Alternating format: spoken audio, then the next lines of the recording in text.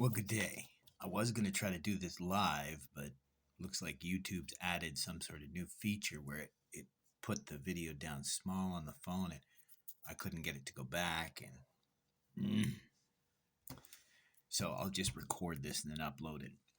So this is my update for the 100 book challenge and Read What You Own. I combined them because I have at least 100 books that I should be reading. So the way I worked it out is I usually have anywhere from a dozen to a dozen and a half books in the different apps that I use, Libby, Hoopla, and I actually use a local Playbooks. It's an open source app that you can get from Google Play. It allows you to play your own audiobooks. Pardon me. So what I thought I would do, hold on here. Sorry about that. So what I thought I would do is just give an update. So I just hit 30 books. I've reread a few of them, so you know. So I read 30 books so far this month. That's from about the 7th, maybe a little bit earlier. I didn't realize this Read What You Own sort of challenge was starting on the 7th of November. So I essentially started on the 1st. But I've made my list. The 30 books is essentially since the 7th. I think I went through it more than once. Some of them I didn't complete until recently. But at the beginning of the month, I completed On Revolution and the Human Condition by Hannah Arendt. I cannot recommend them more highly, the both of them. Then, let's see here. So it's kind of mixed up in dates. Island by Aldous Huxley. I'm about a third or more of the way through, but the Hoopla expired. I made a mistake this last month. I borrowed 4 books all at once, and I didn't get through them all because Hoopla on my phone tends to crash. So it takes me a lot longer to get through a book on Hoopla because of that harassment. Then, let's see here. On the 22nd,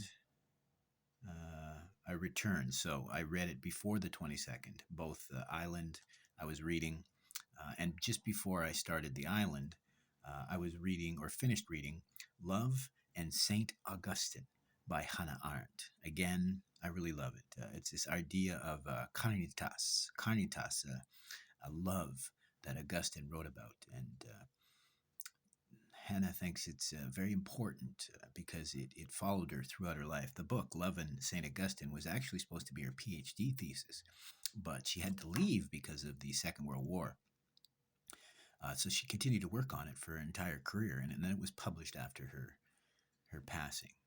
So it's really awesome. That one's a did not finish.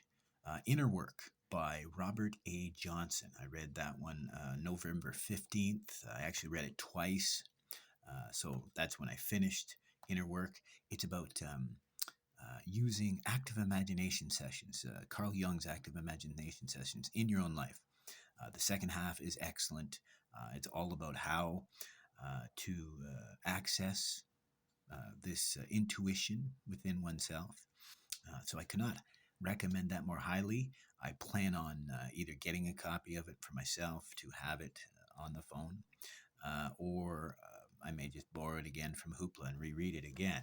But as I said, reading on Hoopla is a bit annoying. I only use Hoopla for books that I cannot get off of Libby. So then I read Radical Candor. Radical Candor, I just read in the last few days, November 22nd. This is by Kim Scott. Really, only the last 3 chapters. This is one of these books that I almost did not finish because it was horrible. The first half of the book is just, it's terrible. The examples don't fit. It's just about rich people in Silicon Valley, or it really was not that great. And I was going to do a did not finish, but I looked it up on Goodreads and people are like, yeah, exactly what I was saying. The beginning just sounds like a rich person who kind of, fell into some good luck and some of these other people that just. But the end does get into this idea of radical candor. What was missed, though, is the book is directed towards radical candor in a business setting for employees and coworkers and sales and such. But in reality, that radical candor would be best applied to oneself.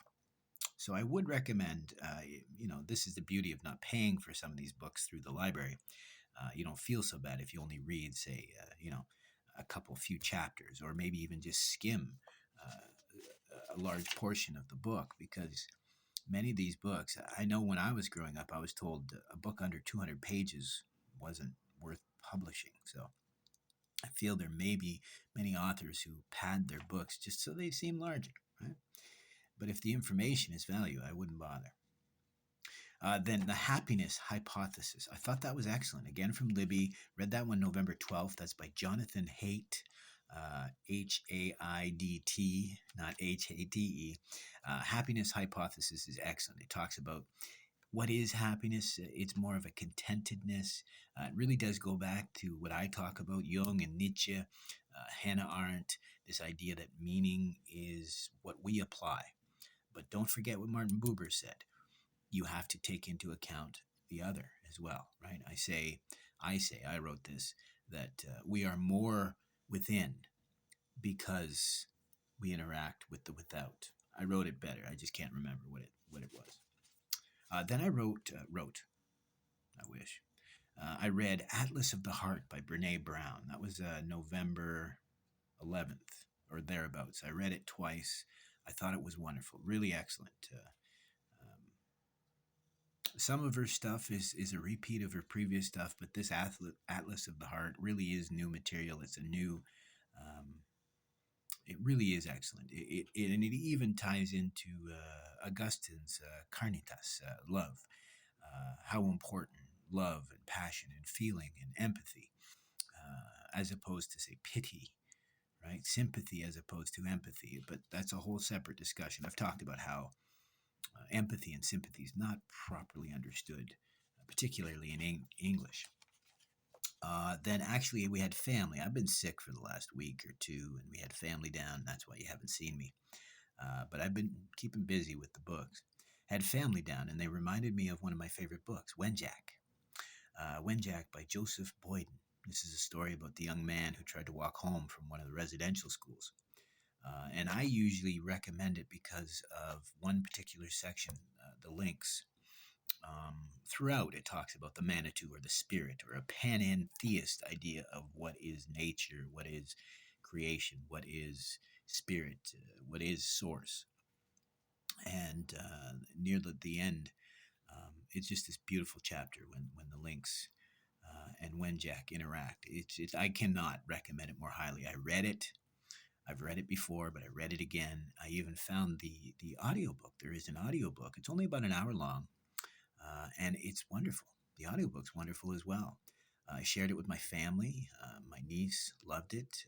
My brother-in-law didn't read it. It was him I was hoping would read it. He's actually a 2 or 3 times over principal of different private schools, masters in English. I really was hoping that he would read it and get some of that, but I guess he was just too tired. I don't blame him. I mean, it was a whirlwind visit. Then I read Surrounded by Idiots by Thomas Erickson. That one was rough. I read it around November 18th. It is good. I've talked about this before.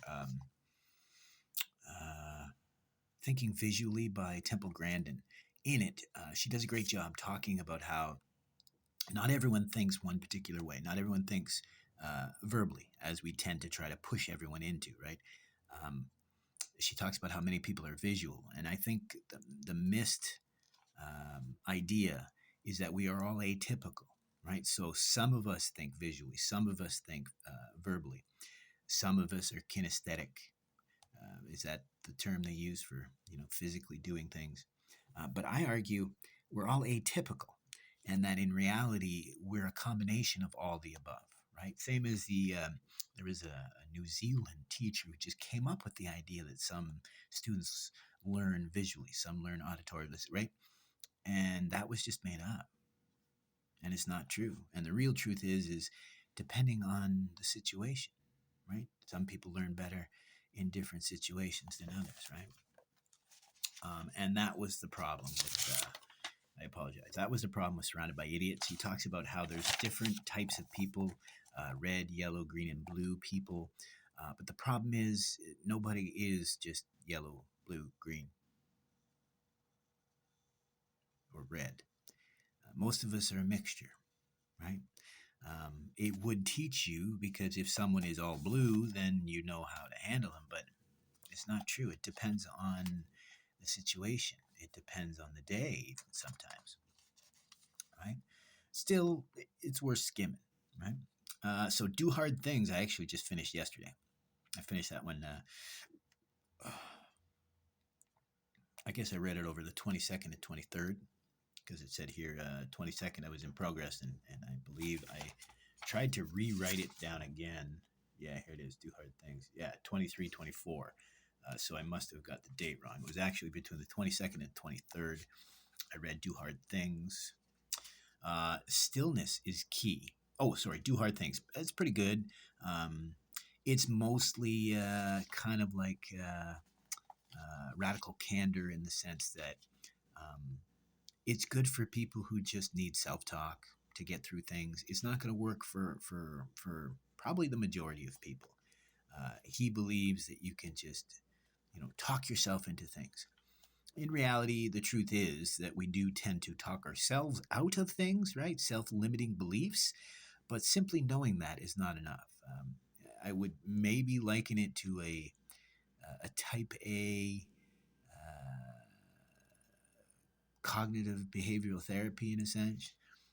Still, I'm not disappointed that I listened to it, um, but I didn't get as much from it as I was hoping. I actually had that, and that's what I'm doing with the Read What You Own. Some of these are new books to me. Some of them, most of them, but the way I'm working it is I don't have a lot of books that I haven't read. Um, but what I did have was a long wait list in Libby and Hoopla of books that I wanted to read. So what I chose is I would read some of the books that I haven't read that I want to read, like Northrop Frye or Go Set a Watchman. But I would also include any of the books that have been on my wait list because I've said as much as months back, I started using Libby maybe 3 or 4 months ago. Before that, I was using Audible and Scribd. And so I consider that, read what you own, right? So if it comes up, I'm not adding anything new to my wish lists. In fact, technically, I was so busy this month, I actually had to postpone almost everything until later. But I'm including anything that was on my wish list or if I've read before, even if I don't own it. And that's what's allowed me to get through, so many this month. Is I haven't been wishy-washy. I've just been tearing it through. Like at the beginning of the month, I was over 20 books in the Libby, and now there's probably only a couple that I haven't read. There's only about 8 or 9 on my shelf, and only a couple of them I haven't read. There's a couple of ebooks that I'm still holding on from Robert Graves. He was a World War I poet. One of the books that I read this month, I'm going to mention. And so I wanted to read some of his poetry, same as, Rainer Maria Rilke. I've known about him for a long time, and I didn't put it down on the list, but I'm currently reading his one novel. And so I also downloaded some of his poetry as well. So we'll see how that comes out later, right? That's later in the month. I've already started listening to them. Maybe if we have time, I'll see if I can. No, I don't think I can. I think if I were to minimize the camera app, to look at Libby, I think I'd lose my spot. But next was Stillness is Key by Ryan Holiday. He is very stoic in his frames. I usually chuckle. I call Stoicism Greek Buddhism. And technically, I've been saying this for decades, and lo and behold, I've been right because they dug up a temple in the Swat Valley in 2021 that shows that, yeah, the Greeks and the Indians and all of these other likely cultures interacted for possibly hundreds of years when we thought there was no direct connection. But stillness is key. It's not a very long book. I thought it was good. November 20th is when I listened to it. Um, yeah, definitely. If you're not familiar with Stoicism, or if you're not familiar with Buddhism, um, mindfulness, acceptance, it fits into acceptance based therapy, which is the modern version of cognitive based therapy. Right? It goes back, as I've said before, to Nietzsche. His idea for the solution for the world was this thought experiment of the eternal return.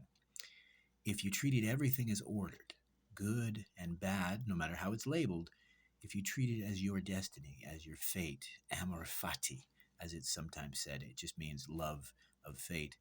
Sometimes I even say amor fides, right? Love your faith, right? Because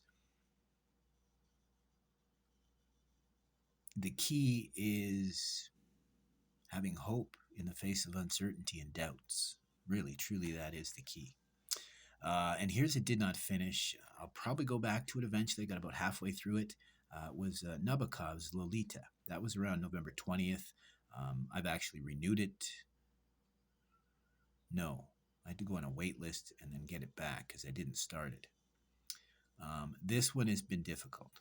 I've read Marquis de Sade, but Lolita is rough. It's from the perspective of someone who is really, really rough to understand. But I really do feel that this is important to teach us and to help us understand um, about many issues. I don't believe in any sort of censorship for the most part. I mean, calls to violence and such, but even then, I mean, it depends. I've learned over the last few years that we really do have to lean towards that free speech absolutism, or we're just going to lose out on so much. I've seen in the last 10 years how they've paywalled all of the education and the resources that I am scared for future generations, that they may not have access to the information that we had before. It worries me, right? And so that one I have not finished. I may, but we'll see. Next was Why We Sleep by Matthew Walker, a PhD. It's Libby. I read that one November 18th. I thought it was pretty good. It fits into the Tibetan Book of the Dead, or it's actually the natural liberation in the between states. And right, sleep is one of the bardos. Meditation is one of the bardos. Right, it's important to understand. It's literally something we do not really truly understand. We know why we benefit from it, but we don't know why we do it. Right? It was quite an interesting book. Now, Zealot. I reread Reza Aslan's Zealot. I had read it before, and I believe I'd even read it twice because it was really good. Lots of really good research and information. But so second time I've read this one. This was around November 16th. I took longer than a day, obviously, to read it. I didn't make a note. The dates that I put are usually the dates that I finished, right? But I wanted to reread it because a booktuber had shared Bart Ehrman's book on Yeshua, on Jesus. And this is Reza Aslan's book on Jesus as well.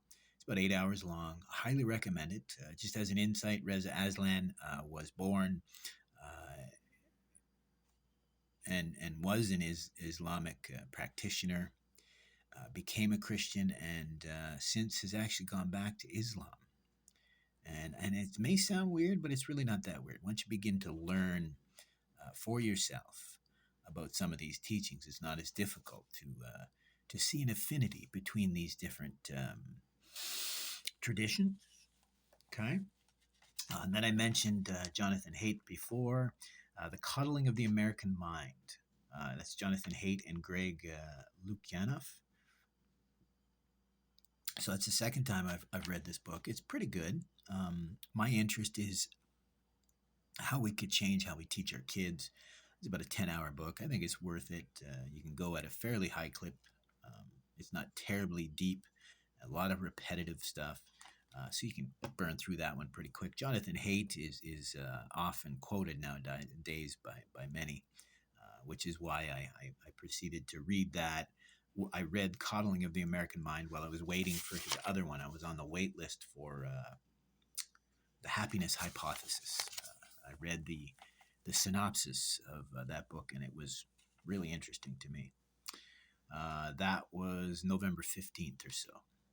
Revelations by Elaine Pagels. I actually had to read this one twice, maybe even 3 times. I fell asleep once the first time, and so I missed a good 4 hours of the book. Listening to it on Libby as well. This was about November 14th when I finished it. And I actually since then have gone through and listened to the last couple chapters again. It is really quite interesting, the story of the last chapter of the Bible, the book of Revelation. And I do like it. The title again, Revelations. It's not a play on how people say the chapter name, but the idea that revelation is a series of small revelations. In Japanese, they call them satori. I've always called them moments of clarity, right? Or, did I not even write, or was it last month? There was a book about wonder and awe, which is the same thing, right? Synchronicity or limerence. Seeing meaning in something is revelation, enlightenment. It's learning. It was interesting. About 6 hour long book. It's if you're not familiar with the book of Revelation, it would be quite interesting. So here's another did not finish, Homo Deus by Yuval Harari. It's about a 15-hour book. I read his Sapiens book and was a little disappointed. It really hasn't aged all that well, and Homo Deus seems worse from what I've listened. I can't remember how much I listened to it, but I listened to enough to realize I didn't want to waste my time on this right now, because I mean, it's similar to Steven Pinker's Enlightenment Now. Steven Pinker's Enlightenment Now is only a 20-hour book, but it took me 14 hours to read it because I had to stop so often to make notes because, oh boy, did he get a lot wrong. He really did. And it's quoted so often. It really is a shock to me, right? So next was To Kill a Mockingbird. I read that November 12th. That's about a 12-hour audiobook. Highly, highly recommended. Excellent. Wonderful. Wonderful. What I did actually is re-listen to the book. Then we actually watched the movie because my wife was interested when I was talking about it. And she saw me get the book at the thrift store, the Go Set a Watchman. And when I explained what it was and how it relates, she was interested. So that was awesome this month. I was able to read To Kill a Mockingbird, one of my favorite books. Then watch the movie, which is one of my favorite movies. I've said this before. I think To Kill a Mockingbird is one of these movies that are as good as the book and really is a standalone, giving very similar messages. There was a couple of things they had to do different, but I think that's just social pressures. Next was How Yiddish Changed America and How America Changed Yiddish. It's actually more interesting than what I thought. I'm not getting through it. It's a 16-hour book. It's pretty thick and heavy with stuff.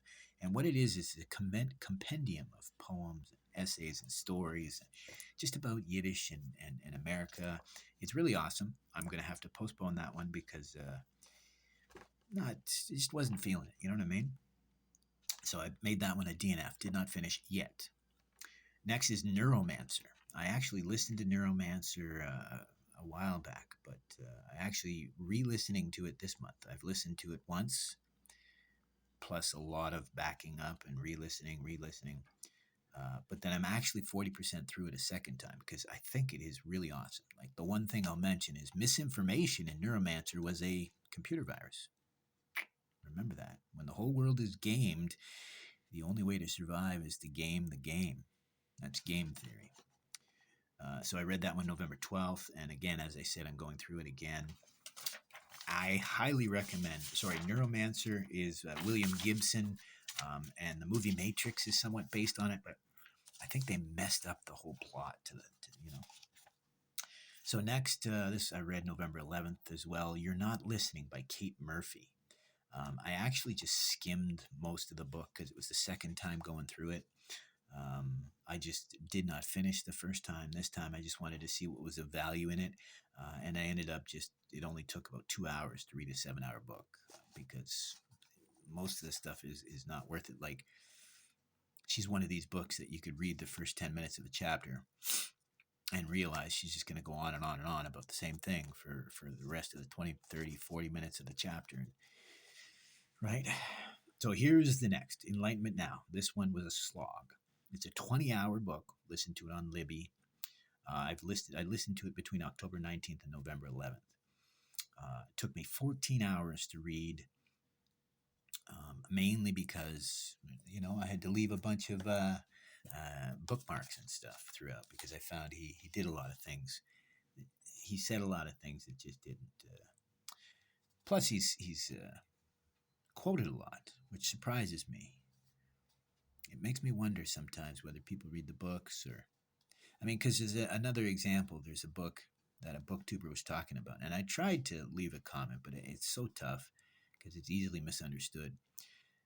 And I went back and reread the book, and it looks like I was right. So it's a book called Jesus and John Wayne. And in it, the author claims that evangelicals were going to do all these horrible things to America.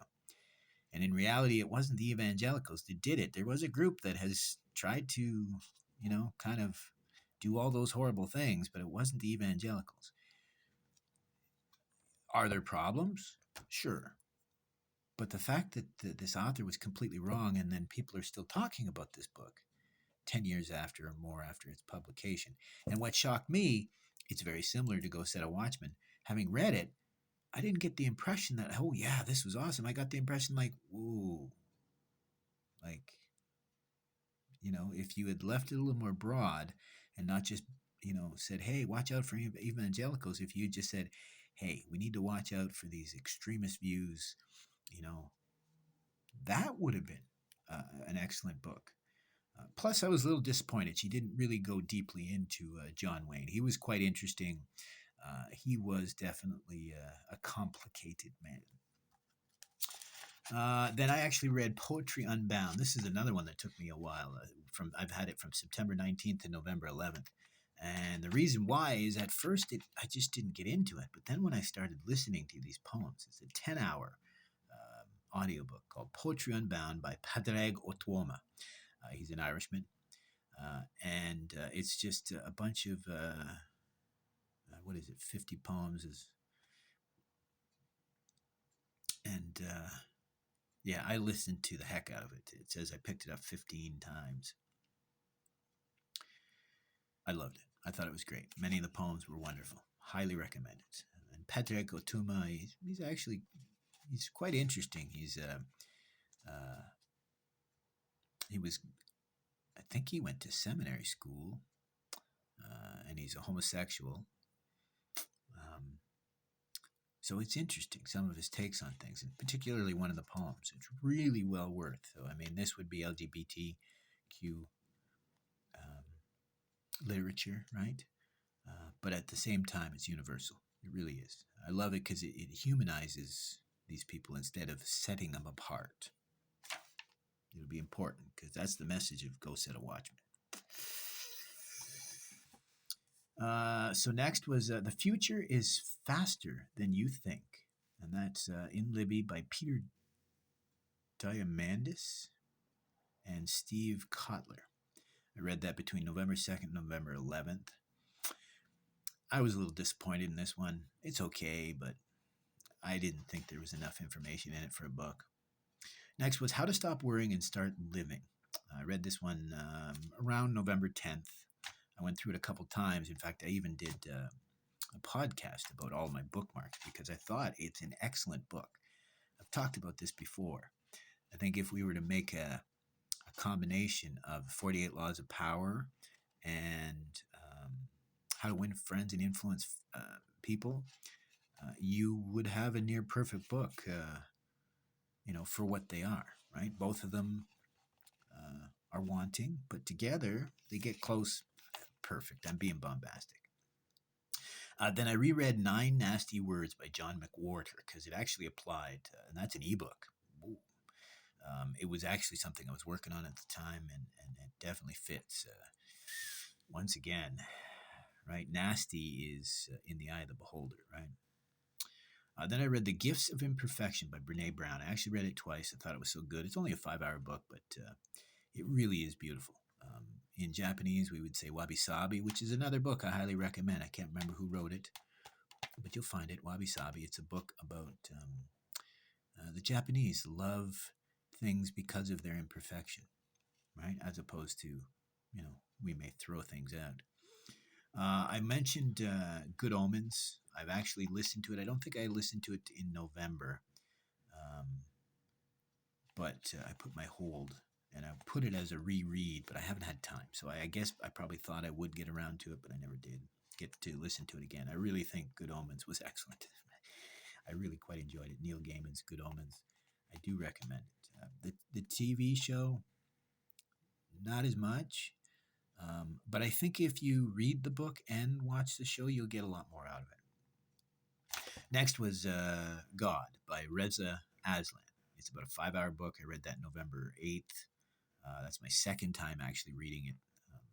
I read it before this month. Again, it was something I was working on, so I went back to it. I cannot recommend that book more highly. It is really, really insightful. Long story short, not exclusively, but just a little tidbit. He feels that because even a child realizes that our consciousness is embodied. Our consciousness is something that is formed from the need.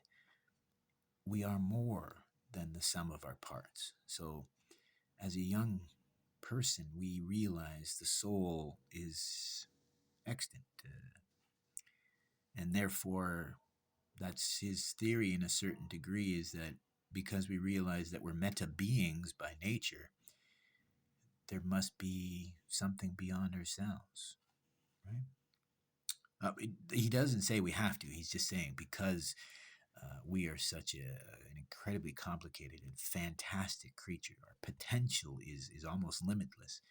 It's a surprise that we're not surprised by our common belief in something more. Then Go Set a Watchman. When I wrote this down, I was only 40% done. But how things have changed, because I've read it a couple times now. I just have 1 or 2 chapters to go.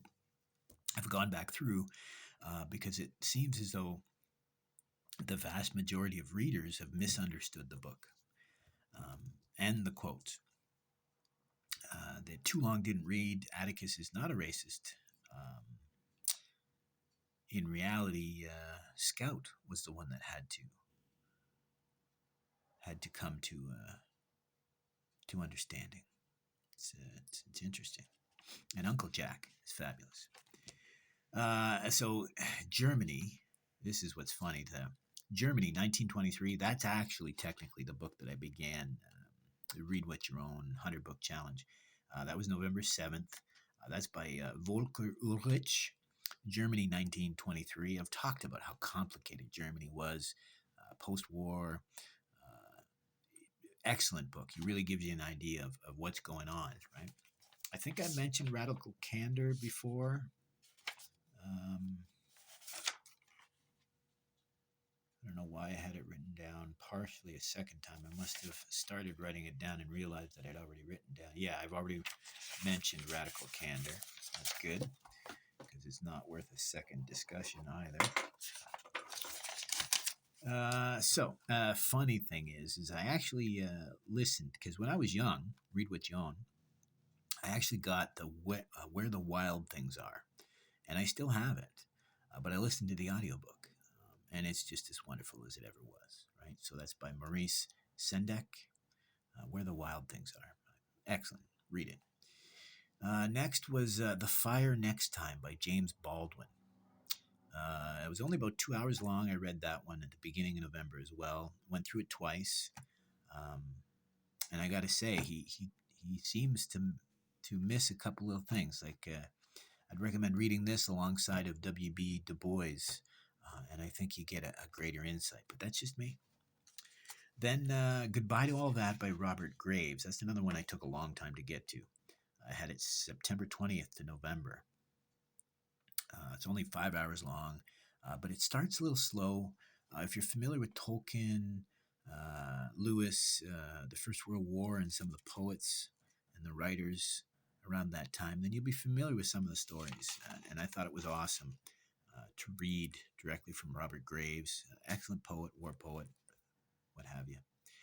Highly recommend it. Then The Sense of Wonder by Matthew Salesses, which is actually a novel. I borrowed it thinking it was about The Sense of Wonder, but it's a novel. So I did not read it. I just returned it. Didn't sound like it'd be something for me, but I can always go back and look at it another time. And just on a lark, I came across Siddhartha, one of the audiobooks. Herman Hesse's Siddhartha. It's a 4 hour long book. I found an audiobook that really was quite interesting, so I listened to it. I quite enjoyed it. Really is quite a good job done. The next was Bold. This is a 9 hour long book, again by Peter Diamandis and Stephen Kotler. Read it in Libby. I skimmed it mainly because they have many poor assumptions. Not a big fan of these authors, to be honest, at this point. This is the second book I found disappointing. But, it happens. The Invention of Tomorrow by Tommen Suddendorf. Suddendorf? I think so. It's an 8 hour book. Thomas Suddendorf, Jonathan Redshaw, and Adam Bailey or Bally. But The Invention of Tomorrow, read that one at the beginning of November. It's interesting. It's this idea of time and the future. It's pretty cool. It's kind of like trying to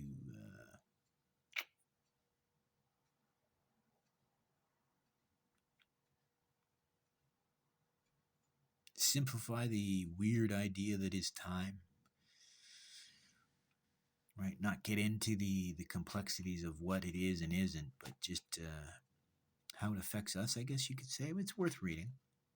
And so, as a wrap up, I'm rereading Carl Jung's Red Book, which I have to say is probably one of my favorite books.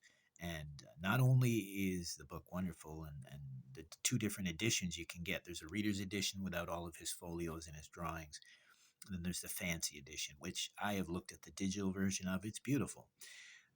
But the audiobook is fantastic. So highly recommend it. It's a long book, though. It's about 25 or 30 hours, but well worth it. Well worth it. I've mentioned this before. I'm going back through Suzuki's Lankavatara. I have it in audio format, and then I have the physical of Red Pine's Lankavatara. This is the Lankavatara Sutra. It's the foundational sutra for Zen. Began because I wanted to do a reading group, but it scared some people off, I guess, because we had a lot of people drop out. But I was listening to D.T.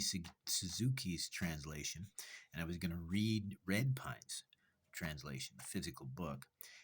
And lo and behold, a fellow YouTuber that I know, his name is Kala Kala, he got permission supposedly from Bill Porter, the translator, Red Pine, to read his Lankavatara on YouTube. So I highly recommend you take a look at that because it's a wonderful book. And then, of course, The Imitation of Christ by Thomas à Kempis.